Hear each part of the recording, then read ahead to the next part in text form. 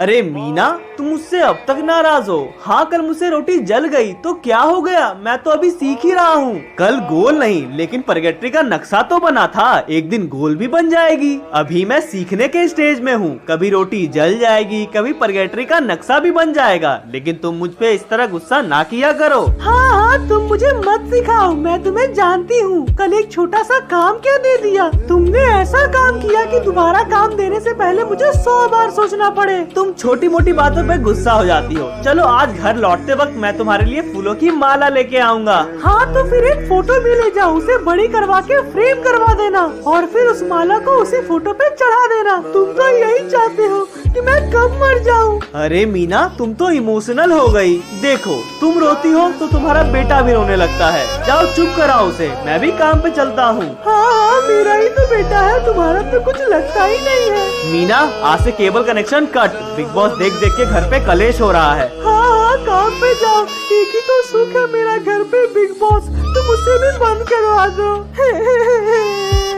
अरे मीना मीना सुनो ना। चलो छोड़ो, अगर इसे अभी मनाने के लिए रुक गया तो और भी लेट हो जाएगा। मैं चलता हूँ।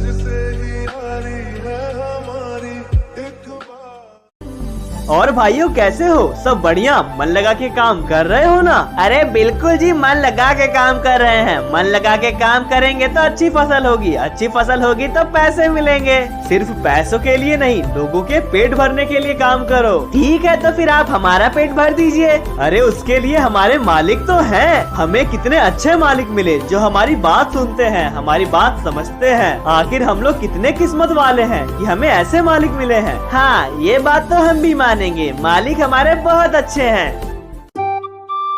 ये बताओ, काम कैसा चल रहा है? मालिक बहुत अच्छा सा काम चल रहा है, आप खुद ही देख लो। आओ देख ही लेते हैं।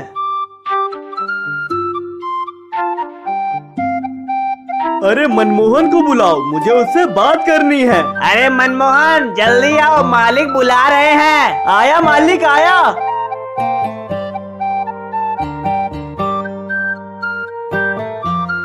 नमस्ते मालिक, कैसे हैं आप? अरे मनमोहन कैसे हो? मालिक हम तो बिल्कुल ठीक है, बस आपकी दया दृष्टि है। ये बताओ बच्चा कैसा है अभी? वो भी एकदम तंदुरुस्त है। मनमोहन, त्योहार बहुत करीब है, इसलिए मैं तुम सभी को बोनस देना चाहता हूँ। जाओ सभी को बुला लाओ। जी मालिक, तुरंत बुला के लाया।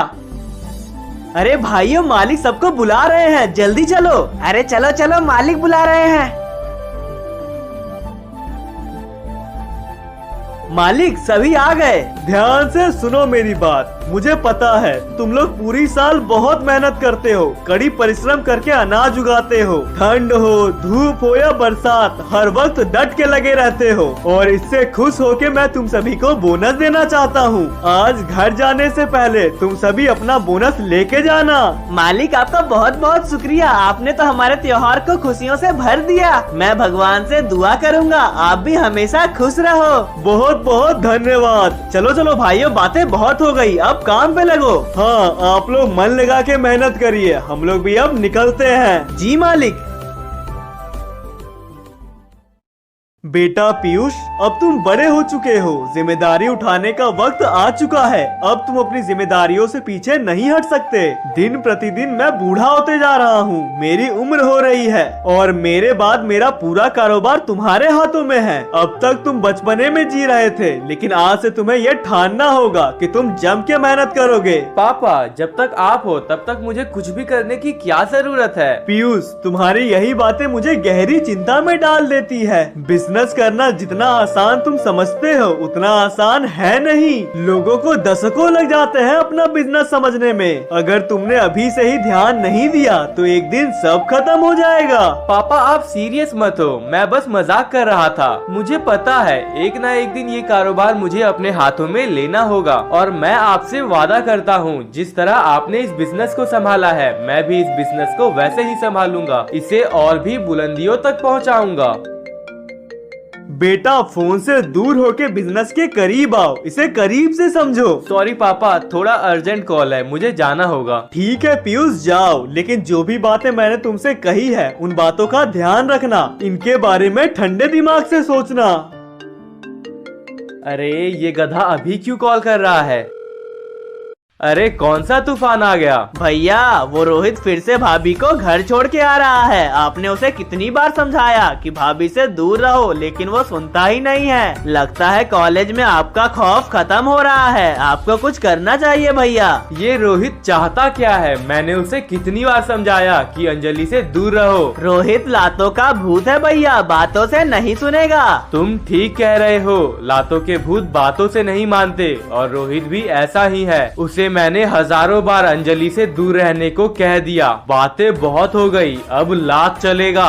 और अगर वो फिर भी नहीं समझा तो मैं उसे अलग तरह से समझाऊंगा। भैया मैं तो कहता हूँ आप अभी हवेली के पास वाले सड़क पे जाओ। वो अभी अंजलि को छोड़ के लौटेगा। जब वो लौट रहा होगा आप उसे रास्ते में ही धर लेना, उसे समझाना। नहीं सुने तो 2-3 थप्पड़ भी मारना, तब तो पक्का समझ जाएगा। ठीक है, मैं अभी पहुंचता हूं।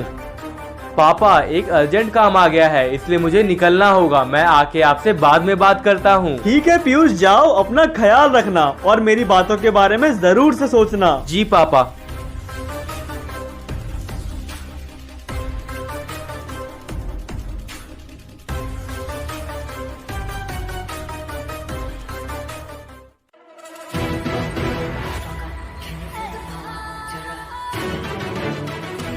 रोहित कहाँ से आ रहे हो? मैं तुम्हें क्यों बताऊं? एटीट्यूड किंग, तुम्हारा घर नहीं है ये। जितना सवाल पूछा उसका जवाब दो। था कुछ काम। हाँ वही, वो काम क्या था?